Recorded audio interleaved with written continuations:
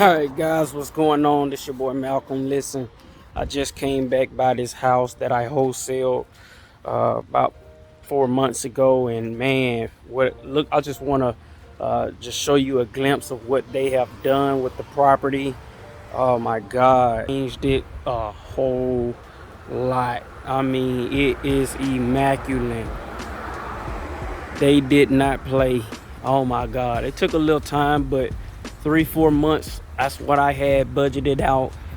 Talked to the buyer when I first had did my numbers. It was around I think I said what, 140, 150. The last time I talked to him, he said now it's praised about 170, I think up to 190. And I mean, it is immaculate. They have did an outstanding job. I'm gonna post some pictures from the inside.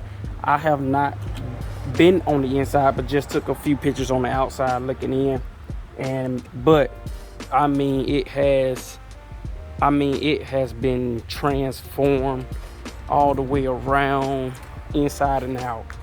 I mean, just looking at it, you will be like, oh my god, they did an amazing job. An amazing job. I don't think they're completely finished, but I was just riding by and I saw it and I was like, oh my god. So now again, this was the first one that I wholesale. Still working and grinding. I have not closed on another property since, but you know, I've had contracts go in and out. So the thing about it is, it's about being consistent and persistent. You know, consistent and persistent. I think that's one thing that going forward we have to stay focused on. Let me just show you. You'll see. They made it a bedroom, 1, 2, 3, 4 bedroom house. They made it into an open kitchen area.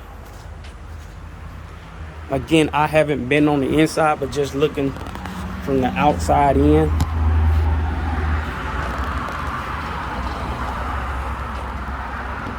Just looking from the outside in, they've made that into an open kitchen area.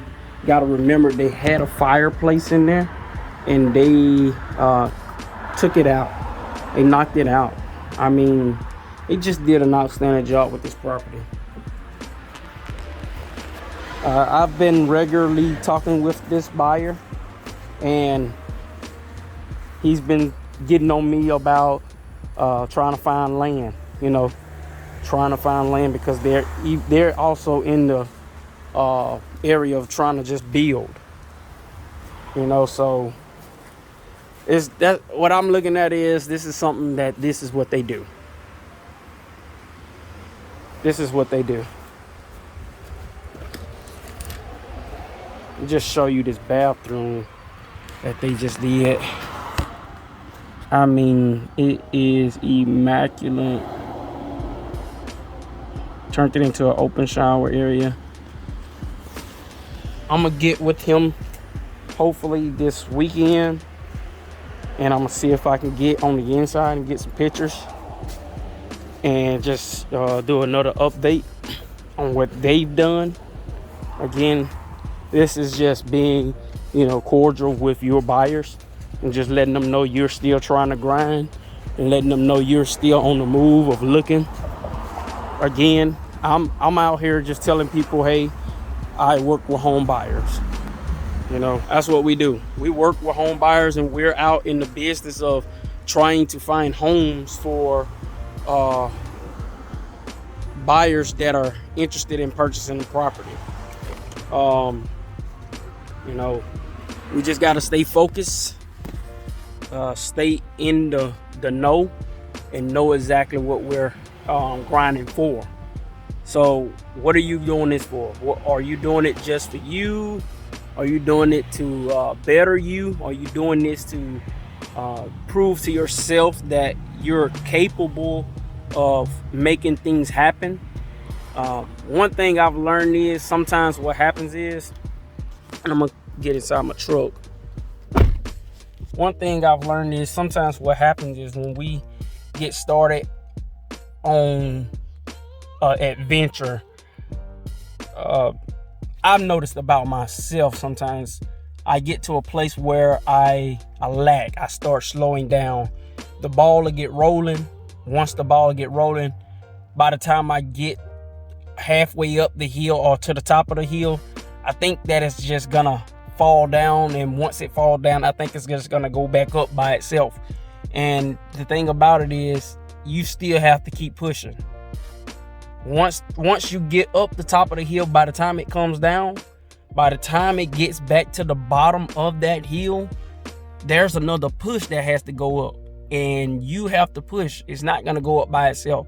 So I'm just here to let you know, keep pushing, keep striving, stay persistent, stay consistent. Again, I do have a lawn care service, so I'm always busy. I also work a job, a 9-to-5, so I'm always busy, and I use those things sometimes as a excuse, but it's really not an excuse. It's just a pitfall for me to just stay there, and I don't want to stay at that low level, at that pitfall. So going forward, I told myself I got to grind a little harder, whether if it's just me taking 2-3 hours a day out of a week and push to get more leads, more leads coming in to evaluate, to see if I can find a potential seller.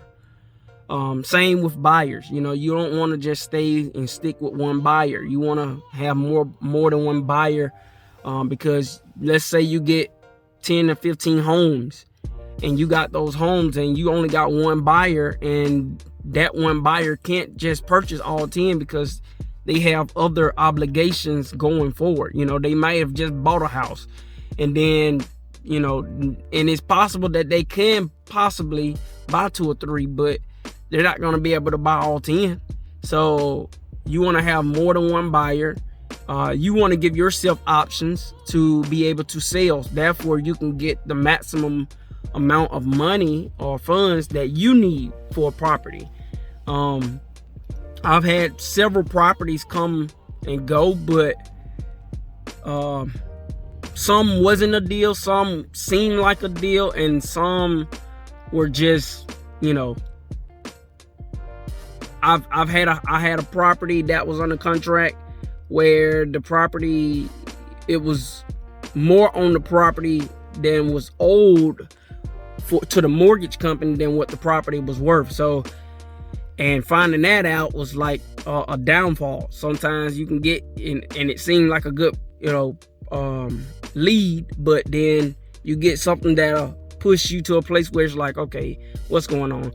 I'm doing this, but it just seems like, man, every time I go in, I try to go in and go in hard, it just seems like there's something else that comes up.